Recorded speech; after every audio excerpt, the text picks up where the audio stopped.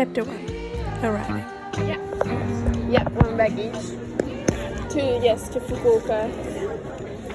Hi there folks, I'm traveling through Japan for the next 3 months and I thought I'd take you along on my journey, so come join me on my way there.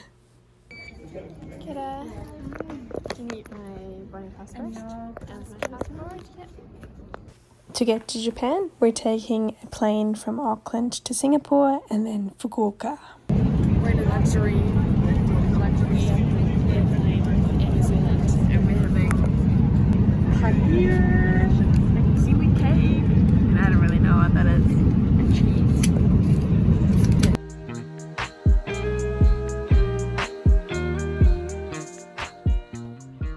Guess where we are? I'll tell you, it's Singapore. Sweating like pigs. We arrived in Singapore at about 5:30 p.m, took our time to get ready and then took the local train and subway into the city. Our transit was about 8.5 hours long and it was super easy to get a transit visa, so we just took the train. It took about an hour and then we went to the Bay of Gardens, set right in the heart of Singapore, and enjoyed the sunset and the super futuristic architecture of this insane city. It was pretty cool. Before heading back to the airport, we went to the mall and had incredibly good Singaporean food. Look at that.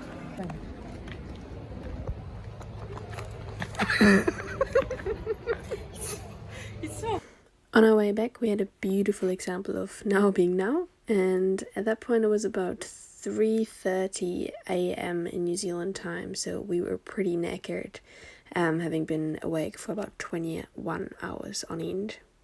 Nevertheless, we also went to the Jewel in the airport with a big massive waterfall, a pretty impressive sight.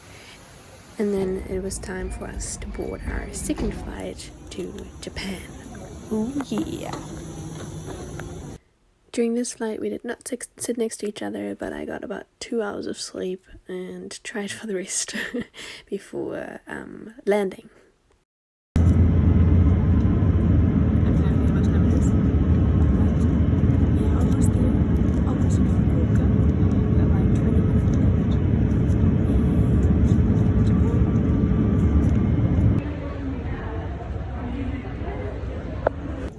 While now walked around the queue, I stood here waiting for about 30 minutes, slowly going forward and getting my Japan visa. At that point, I had already collected our bags and was waiting for me, and here we are, so excited to go through customs and then to finally arrive in Japan.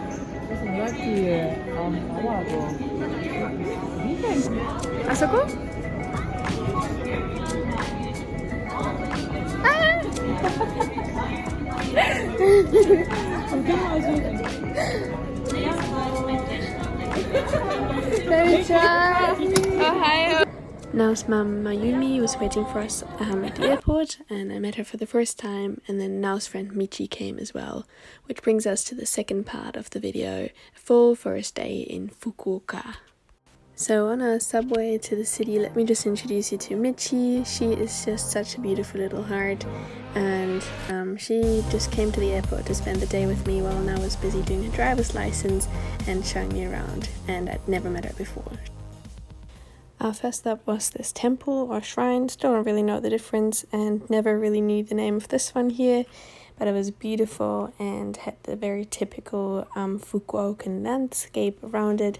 We We saw this massive, quite new pagoda. It was beautifully orangey red, and one of these that you would usually see in the books and the movies, so I was pretty stoked to see that. And yeah, I was very happy just being in that zen environment before heading off into the busyness of the city again. We walked through quite a lot of little streets and alleys, and we actually met this little guy here, Uda-san, I think, and he is a photographer. He's been doing photography for about 45 years. He took these photos of the festival and insisted to give me some in exchange for a photo, so that was pretty cute.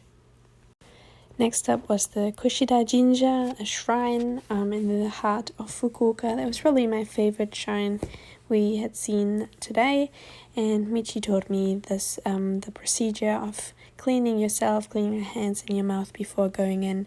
And we just kind of had a stroll, looking at everything, looking at the koi fish, looking at all the kanji that I was really impressed by, and the washi windows, the trees, everything really. I was so impressed by everything. And yeah, I'm definitely keen to see some more temples and shrines like this. We went to an udon and soba yasan, like a noodle restaurant basically, and I had the most massive portion of my life. We walked past this second-hand anime and manga store. Not that any of that is on my radar, but it was still pretty cool just seeing everything. And these books were 55 cents. So I bought one just to practice my reading a little bit and to have it, really. And then we went off to go to a really, really beautiful park in the center of Fukuoka. The name of this park is called Ohori Koen, and we walked around the lake for about an hour over these little bridges and the middle part islands, actually seeing some turtles as well and just talking. Let me tell you, Michi is very camera shy, so I don't really have a lot of videos, but I did get this beautiful photo. At that point, it was getting towards the end of the day and I was pretty exhausted. So I was pretty happy to get back to the train station, where they usually have heaps of local desserts and specialties called omiyage that you take home to your friends and family. We bought a ticket, entered the Kyushu Express train to Saga, and made our way to the countryside of Saga to be picked up by Wakako and Nao and meet her family. There's no talking in Japanese trains, but I took the silence to just look at the beautiful nature of Kyushu and reminisce about the day before being picked up in Saga by Nao and her sister. いつもなおね、なお刺身とか食えんし、肉食えんのよね。豚骨ラーメン食えるんだけど。あ、食えるんだ。そう。でも肉はささみぐらいしか食べれないんで。なんか適当によくここ。After Mayumi's incredible dinner, we spent the rest of the evening just talking and getting to know each other, looking at old baby photos, and just slowly letting the day end. I got my first Japanese shower waiting for me. And that's it for me for my first day of Japan and arriving, and lots of new experiences, and I've had such a good day, but I can definitely feel that I had a long day and I talked a lot of Japanese and had a lot of impressions because I'm absolutely crashing now. But I had an amazing meal and can't wait to sleep and explore Japan for the next 3 months. So that was a pretty big journey here and good start. So I'm excited. また明日。